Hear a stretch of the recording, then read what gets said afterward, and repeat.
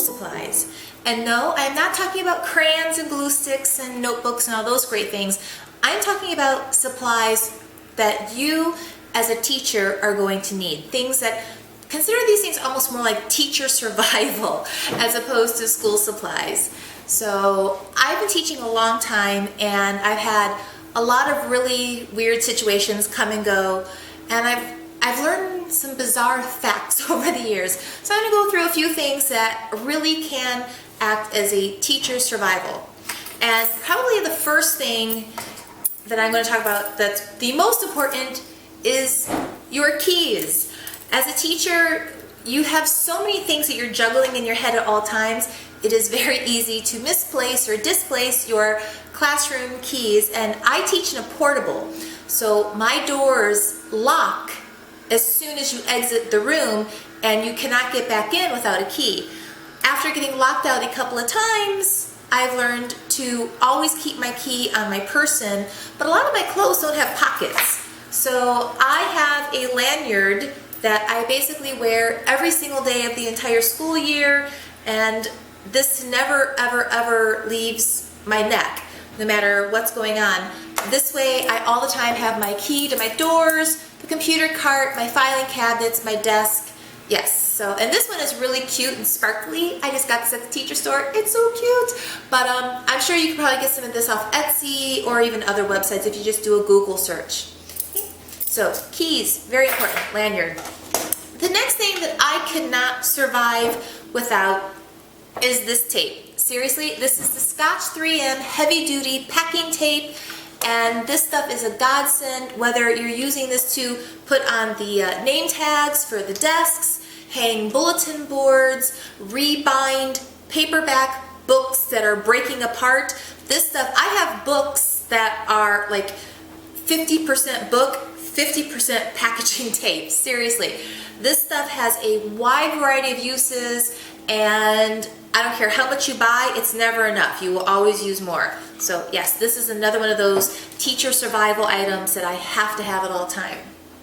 Another school supply I like to take care of myself are my own writing utensils. My district will buy us, Papermate blue ballpoint pens, Papermate blue red checking pens.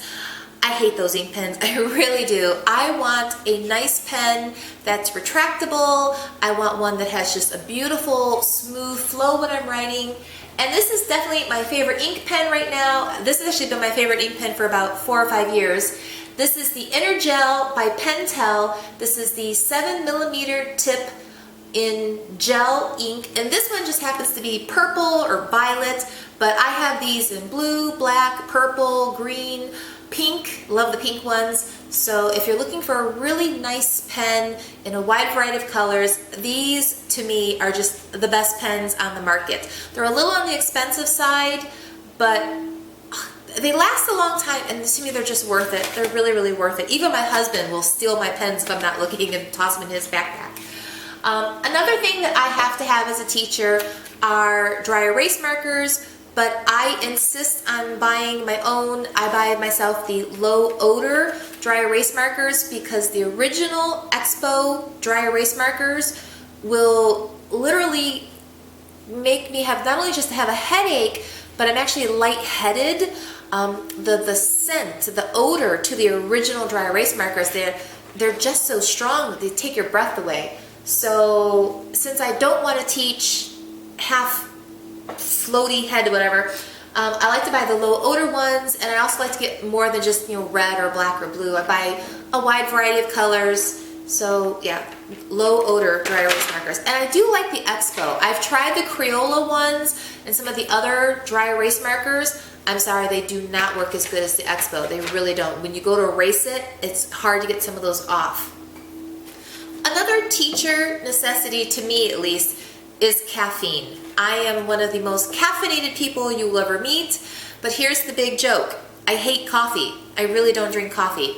So how do I get my caffeine once I'm at work? Well, one thing I do drink a lot is tea, but most of my teas, believe it or not, are actually caffeine free because a lot of them are herbal teas. I love this stuff. This is the Crystal Light with caffeine, and I drink probably like 3 of these a day, seriously. I do. I wake up really, really early in the morning. I have children at home. I have a husband who snores. I never get enough sleep. I'm always tired. It's just part of my life. So, but yeah, the Crystal Light with caffeine has almost as much caffeine in it as a cup of coffee, but you get like 16 ounces, not just an 8-ounce cup. And these really help to keep me going during the day. And another source of caffeine for me, this is almost an emergency source of caffeine. It is the 5-hour energy shots. This is the Kirkland brand. We tend to buy these at Costco, and they're significantly cheaper to buy them this way. And I know these are not good for you. A lot of people say, oh, don't use those.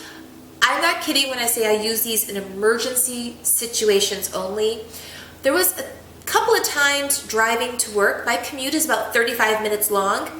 And like I said, I never get enough sleep. And I go to bed on time. I try really hard to get enough sleep. It's just, there's a lot of factors that interfere with my getting a full night's rest. And there were several days where I got to my school parking lot, parked the car, turned the car off, and I realized I had no memory of actually driving to work. And that happened more than once, where I'm in my parking lot and it's like, how did I get here? I don't remember driving here. And it's like, okay, you're gonna kill somebody. You've got to do something. Those days when I wake up and I'm that tired, that's the day I'll take a 5-hour energy shot. And I've never had that happen since these. And I don't take them a lot, maybe once a week, once every 2 weeks. But again, these, in my opinion, these things are actually like saving a life. They really are, because it makes me safe to drive. Another thing that I think is a teacher survival item is a good coffee cup or a tea cup. And for me, I love this one. This is the Keep Cup, and I bought this off Amazon.com, and it's just a glass, okay? And it has one of these, like a rubber band around it, so this is what part that you hold so you don't burn your fingers. And I love this because you just put your water in it, you put your tea bag in it, put it in the microwave, it's microwavable, and then when you take it out, the cup has a good sealing grip on it, and so it's kind of spill proof. And then you just move the top over to the side, and you can drink your coffee or your tea without having to worry about spilling it on your desk or ruining your lesson plan book. I really like this a lot. This has definitely become like my favorite hot beverage cup at work. And then another thing I feel is really important for teacher survival are water bottles. I do not like plastic water bottles. I have a real big pet peeve with plastic water bottles. So this one is a Contigo water bottle. We buy these at Costco. I know they sell them at Target too. And it has a straw top. Sorry, there's lipstick on it right now, so I'm actually using this one today. And these are nice because they're double insulated. So when you put like water and ice in here and a Crystal Light and it's hot, you don't get condensation on the outside. You don't get that big ring of water on your desk. These are really, really good for hot days, so no condensation. This one is from Life Factory. I ordered this off Amazon.com. It's just a glass bottle with a silicone coating to make it more durable and less breakable. And I love this one too. In fact, this has actually kind of become my favorite water bottle lately. Another survival item that I think teachers need before you go back to work are a good hand lotion and lip balm. In the wintertime and you're talking so much and all the breathing through your mouth from talking, your lips just become parched and cracked and dry. So you're going to want to have lip balm on you. This one just happens to be one from the Honest Company. But again, whatever, if it's chapstick or Blistex, whatever your favorite lip balm is, make sure you have one of these in your desk at all times. And then same thing for hand lotion. This one just happens to be the Body Shop's Almond Hand Cream, which is my current favorite, but usually I like L'Occitane hand cream. Throw one of these in your desk because from the dry erase board, you're always washing and drying your hands. If you're using chalk is really drying on the hands. And then just the cold, dry winter, your hands are going to get really chapped. They're going to crack at the knuckles. You're going to want a really good hand lotion in your desk at all times. And then I am really fortunate that my classroom, because it's a portable outside, there is a bathroom and a sink in my classroom.